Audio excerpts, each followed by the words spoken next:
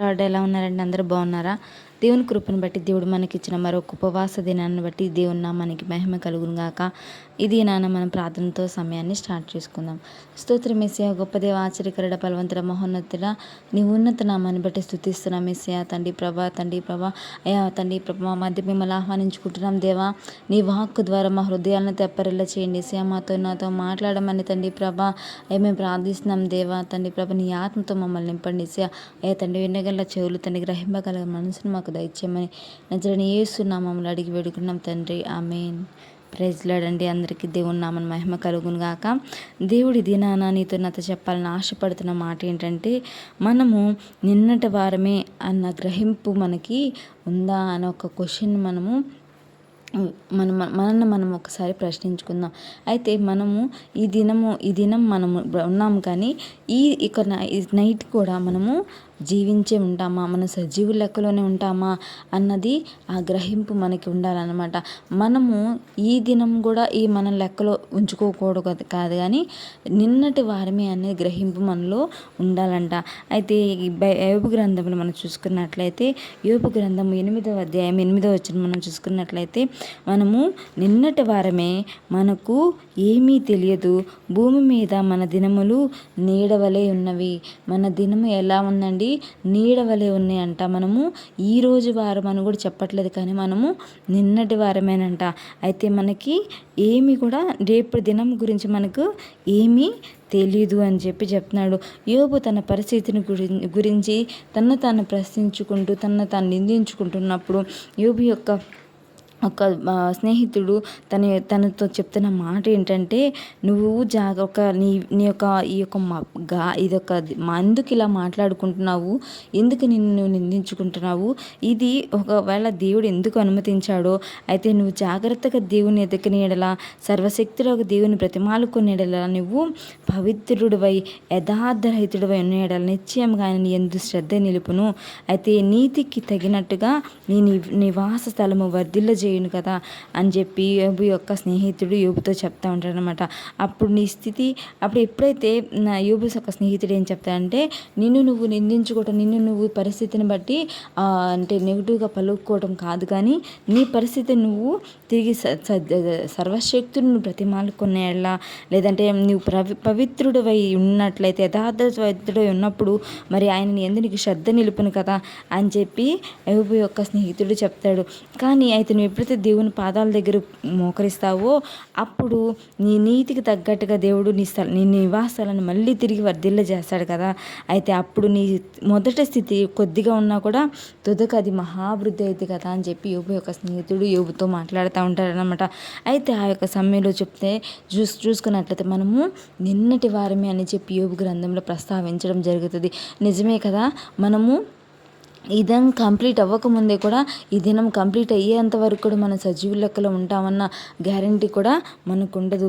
అయితే మనం చాలామంది మనమే గొప్పగా ఊహించుకుంటూ, మనమే అంటే రేపటి దినమును గురించి విచారించుకుంటూ, ఈ దినం మనం ఏ స్థితిలో ఉన్నాము, ఈ దినం మనం ఆత్మీయ స్థితి ఏంటి, ఈ దినం మన కుటుంబ పరిస్థితి ఏంటని మనం ఆలోచించుకోగానే, రేపటి దినం గురించి చాలా రాబోయే దినాలన్నిటి గురించి ప్లాన్స్ ప్రణాళికలు మనం వేసుకుంటూ ఉంటాం అనమాట.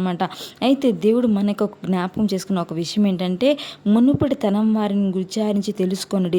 మన పితరుల పరిస్థితి ఏమైంది, మనకంటే ముందు చనిపోయిన వాళ్ళ పరిస్థితి ఏంటి, వాళ్ళు రేపటి దినాన్ని వాళ్ళు అలా చూడగలిగారా, వాళ్ళు అంటే వాళ్ళని విచారించి తెలుసుకోండి, వాళ్ళ గతి ఏమైందో అని చెప్పి.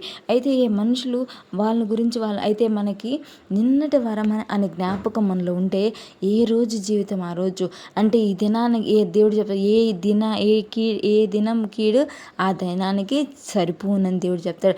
అయితే మనం ఒక్క జ్ఞాపకం గ్రహింపు మనలో ఉంటే, మనము నిన్నటి వారమే, రేపటి దినం మనది కాదు అని మనం ఎప్పుడైతే మన గ్రహింపు మనకు ఉంటుందో, మనం ప్రతి విషయంలో కూడా దేవునితో కూడా ప్రతి విషయంలో సమాధానంగా సంతోషంగా మనము ఉండగలుగుతాం.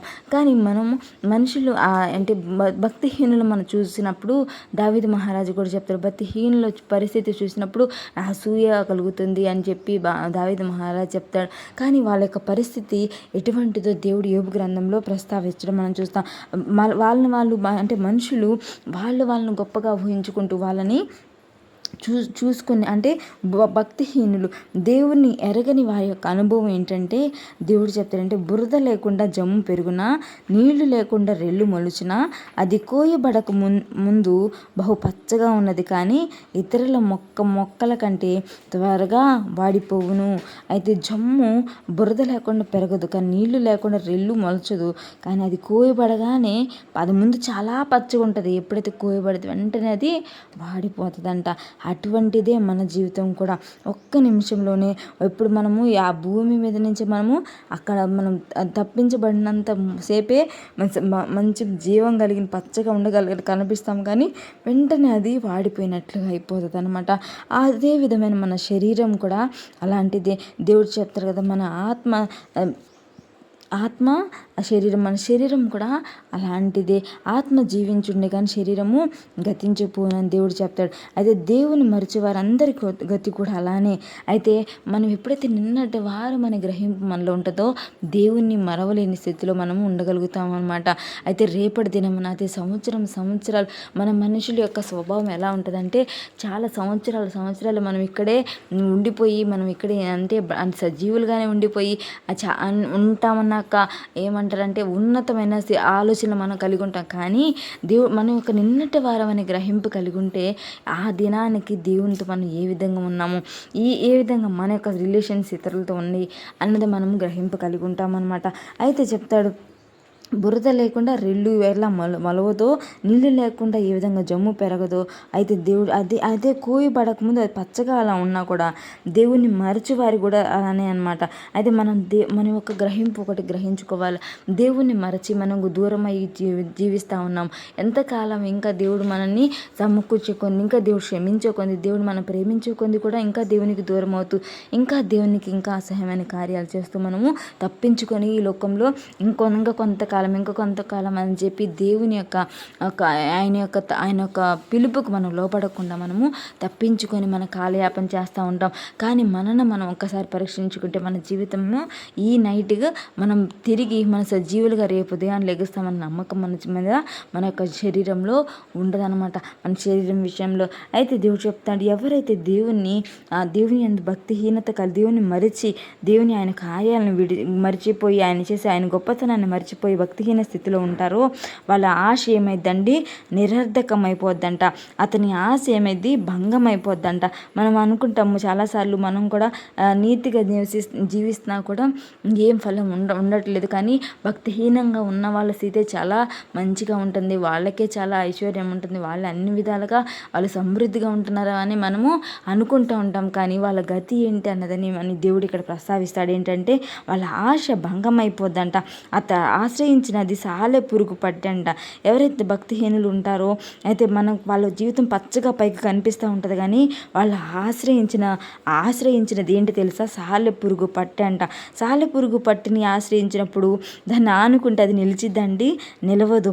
అయితే అతని ఇంటి మీద ఆనుకోనగా అది నిలవదు. సాలె పురుగు మీద ఒక పట్టు మీద ఆనుకుంటే నిలుస్తుందా, అది నిలవదు. అది గట్టిగా పట్టుకున్నాను అనుకుంటాడు, కానీ సాలె పురుగు అతను పట్టుకున్నది ఏంటంటే, భక్తిహీనులు పట్టుకున్నది సాలె పురుగు పట్టినంట.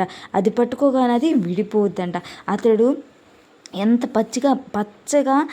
పచ్చబట్టి బలియును అన్నట్టు కనిపించినా కూడా, అతని తీగలు అంటే తోట మీద అల్లుకున్నా కూడా, అతని వేళ్ళు గట్టు మీద చుట్టుకున్నా కూడా, అయితే దేవుడు చెప్తున్నాడు, రాళ్ళ గల ఒక నివాసాలను అతను చూసినా కూడా అతని స్థితి ఏమైందంటే, ఒక్కసారి ఏదైనా మొక్కను మనం చూసుకున్న దేవుడు ఒక మొక్కని ఎగ్జాంపుల్గా చూపిస్తున్నాడు. ఒక మొక్క ఒక దగ్గర నాటబడి ఉన్నప్పుడు అది అంత పచ్చగా ఉన్నా కూడా అది వేళ్ళు పాకి అంత కూడా అది అల్లుకున్నప్పుడు కూడా ఒక్కసారి దేవుడు ఆ వేలుని అక్కడి నుంచి పీకి వేస్తే ఆ భూమి ఏమంటదంటే, అక్కడ చెప్తున్నాడు యోబు గ్రంథంలో 18వ వచనం చూసుకున్నట్లయితే, దేవుడు అతని స్థలం నుండి అతని వెళ్ళవేసిన ఎడల అది నేను నిన్నెరగను, ఎవడును నిన్ను చూడలేదు అని చెప్పి ఆ భూమి అతని గురించి చెప్పిద్దంట. అయితే దేవుడు ఆ ప్లేస్ నుంచి ఆ వేలుని ఏ నిమిషంలో అయితే పీకి వేస్తాడో ఆ ప్లేస్కి మళ్ళీ ఆ మొక్క వెళ్ళి అది అక్కడ అడిగినా కూడా, అక్కడ నుంచున్నా కూడా ఆ భూమి ఏమని తెలుసా, నేను నిన్నెరగను, ఎప్పుడు నిన్ను చూడలేదే అంటదంట భూమి. అంటే అప్పటిదాకా ఆ మొక్క అక్కడ ఫలించింది, అక్కడే అల్లుకుంది, అక్కడే పచ్చగా కనిపించింది, కానీ కానీ ఎప్పుడైతే దేవుడు ఒక్కసారి పెరికి వేయాలనుకున్నాడు అనుకోండి, అక్కడ పెరికి వేస్తే ఆ భూమి నువ్వెవరో నాకు తెలియదు అంటదంట. చూడు ఎంత ఎగ్జాంపుల్ దేవుడు మనకు చూపిస్తున్నాడు చూసారా. అయితే దేవుడు చెప్తాడు కూడా, మనం కూడా దేవుణ్ణి ఆశ్రయించిన వాళ్ళు ఏదైతే ఆ భూమి ఉందో ఆ భూమిలో ఇంకొకటి మొలుస్తుందంట. అదేవిధంగా మన జీవితం కూడా అలాంటిదే. మనం శాశ్వతంగా భూమి మీద ఉండిపోతున్నామని అన్న గ్రహింపులో మనం ఉంటున్నాం, కానీ మనం నిన్నటి వారము అన్న ఆలోచన మనలో ఉండట్లేదు.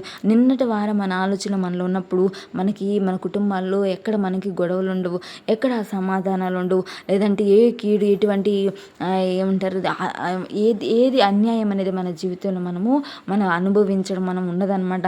అయితే నిన్నటి వారం అనేవి మనం జ్ఞాపకం చేసుకున్నప్పుడు ఈ మొక్క పరిస్థితి చూసారా, దేవుడు అక్కడి నుంచి పెరికి వేయాలనుకున్నప్పుడు అది పెరికి వేసే వరకు కూడా పచ్చగా ఉంటుంది, మంచిగా ప్రబలినట్టుగా అల్లుకున్నట్టుగా కనపడుతుంది. కానీ ఇప్పుడైతే ఒక్క నిమిషమే అండి, అది పెరికి వేయబడిన ఒక్క నిమిషంలోనే ఆ భూమి నువ్వెవరో నాకు తెలియదు అంటదంట. మన స్థితి కూడా అలాంటిదే.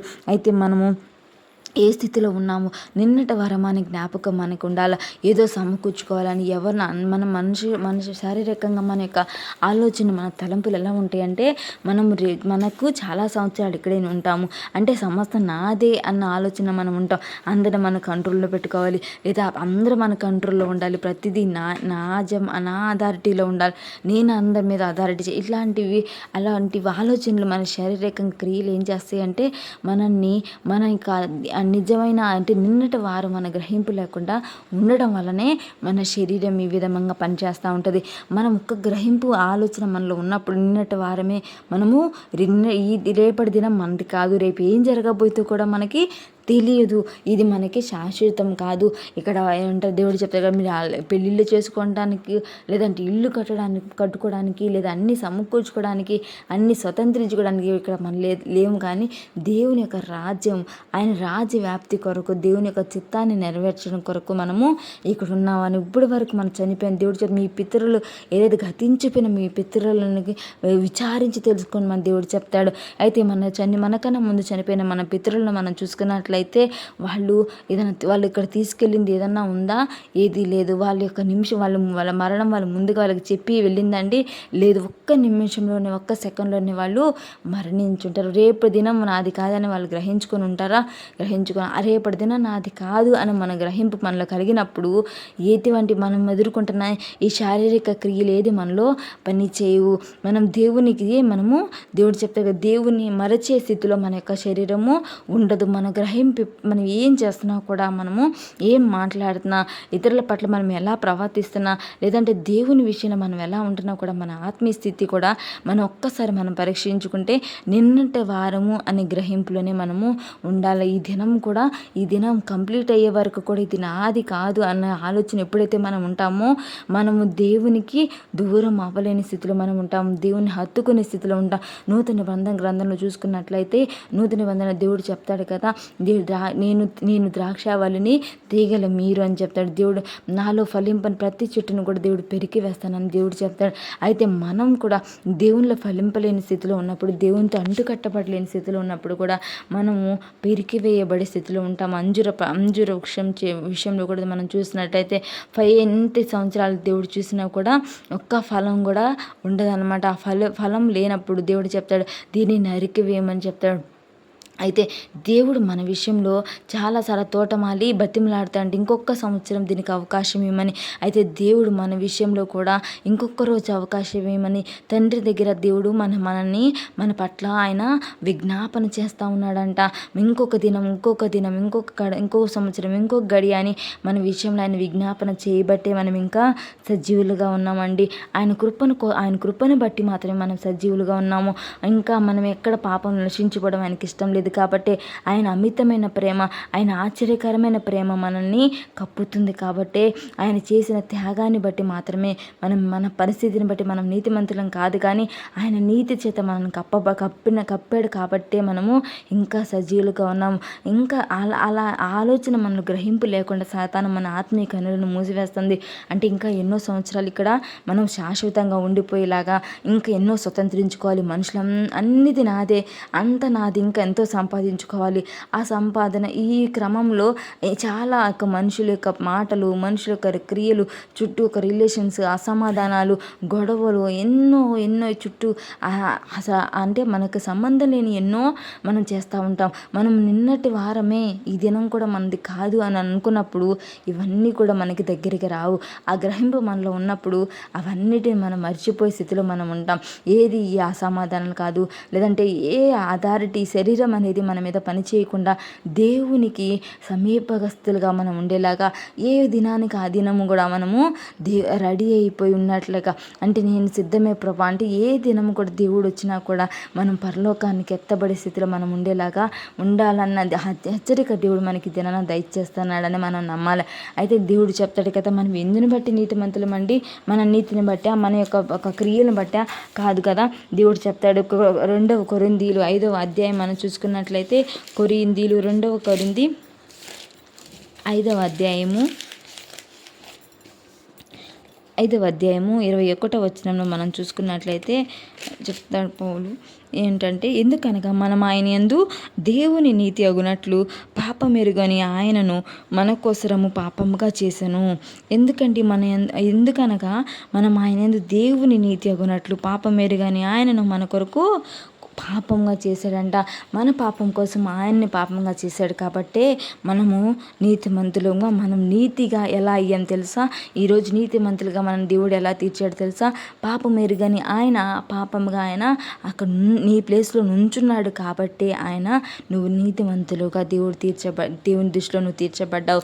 అంతేకాదు, మనం కొరింథీలో 1వ కొరింథీ 1వ అధ్యాయము చూసుకున్నట్లయితే, 1వ కొరింథీ 1వ అధ్యాయంలో మనం చూసుకున్నట్లయితే, అతిశయించువాడు ప్రభువునందే అతిశయింపవలను అని వ్రాయబడినది నెరవేరునట్లు దేవుని మూలముగా ఆయన మనకు జ్ఞానమును, నీతియు, పరిశుద్ధతయు, విమోచనయు ఆయను. ఏంటండి? అతిశయించేవాడు దేని ఎందు మనం అతిశయించాలండి? ప్రభువునందే అతిశయింపవలను అని వ్రాయబడి ఉన్నది. నెరవేరునట్లు దేవుని మూలముగా ఆయన మనకు జ్ఞానమును, నీతియును, పరిశుద్ధతయు, విమోచనము ఆయనే మనకి నీతి, ఆయనే మనకు జ్ఞానము. ఆయన ద్వారా మాత్రమే ఆయన పరిశుద్ధత, మనము విమోచన కూడా ఆయన ద్వారానే మనకి జరిగింది. మన పరిస్థితిని ఏదిని బట్టి కాదు, కానీ ఇది మన సజీవ లెక్కలో ఉన్నామంటే, ఇంకా మనకు అవకాశం ఇవ్వబడుతుందంటే కేవలం ఆయన నీతిని బట్టి, ఆయన విమోచించిన విధానాన్ని బట్టి, ఆయన యొక్క జ్ఞానాన్ని బట్టి మాత్రమే మనకి ఈ యొక్క దినాన సజీవ లెక్కలో ఉన్నాము. మనం ఉన్న నువ్వు కలిగిన ప్రతిదీ కూడా ఈ దినాన ఆయన చేసిన నీతి కార్యాన్ని బట్టి, ఆయన విమోచన కార్యాన్ని బట్టి. అయితే మనం కూడా అతిశయించే విధంగా దేన్ని బట్టి మనం అతిశయించాలండి? మన డబ్బుని బట్టి, మన యొక్క మన హోదాని బట్టి, లేదంటే మనం ఒక మన యొక్క శారీరక తత్వాన్ని బట్టి, లేదంటే దేన్ని బట్టి మనం అతిశయించొద్దు. కానీ మనం కట్టుకున్న ఇళ్ళను బట్టి, లేదా మన యొక్క దేన్ని బట్టి మనం అతిశయించవద్దు. కానీ దేన్ని బట్టి అతిశయించాలని దేవుడు చెప్తున్నాడండి. దేవుని బట్టి మనము ఆయన యందు అతిశయించువాడు ప్రభువునందే అతిశయించమని దేవుడు చెప్తున్నాడు. మనం ఏ విధాన్ని బట్టి మనం అతిశయించుకుంటున్నాం? అతిశయము మనము దేనికి నడుపుతుందండి? నాశనానికి. గర్వము, అతిశయం దేనికి నాశనానికి నడుపుతుంది అని చెప్తాడు. అయితే మన ఏ విషయంలో గర్వం, ఈ అతిశయం మనలో ఉంటుందో, మనం దేన్ని బట్టి అతిశయించాలంటే దేవుని బట్టి మాత్రమే, ప్రభువునందు మాత్రమే మనము అతిశయించాలి.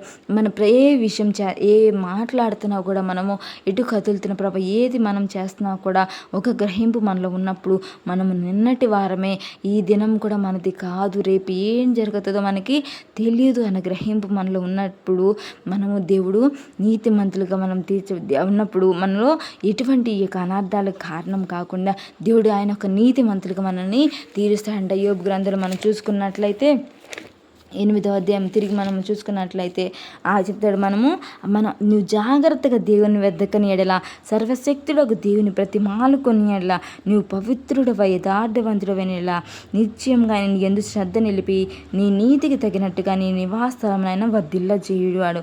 అయితే మనము నిన్నటి వారమైన మన గ్రహింపు ఉన్నప్పుడు, అయితే మన పరిస్థితిని బట్టి, ఇప్పుడున్న పరిస్థితిని బట్టి ఇంకేదో జరగాలి అంటే ఏంటారు? కోపము, ఒకళ్ళ మీద ఒకళ్ళ అసూయలు, ఒకళ్ళ మీద ఒకళ్ళ ద్వేషాలు, ఇలాంటివన్నీ ఎప్పుడు వస్తాయి అంటే అండి మనం ఎన్నో సంవత్సరాలు మనము ఇక్కడే స్థిరంగా ఉండేవాళ్ళం. అంత నాది, అంతా నేనే అదటి నేను అన్న మన యొక్క శరీరం పనిచేయడం వల్లనే మాత్రమే ఈ యొక్క కార్యాలన్నీ జరుగుతాయి. కానీ మనం నిన్నటి వారం మనం గ్రహింపగలిగినప్పుడు, దేవుని మనం ఆశ్రయించి సర్వశక్తుని దేవుని మనం బ్రతిమాలుకున్నప్పుడు, ఆయన మనం జాగ్రత్తగా వెతికినప్పుడు అంట నిశ్చయంగా ఆయన ఎందు శ్రద్ధ నిలుపుతాడంట. ఆమెనని చెప్తావా?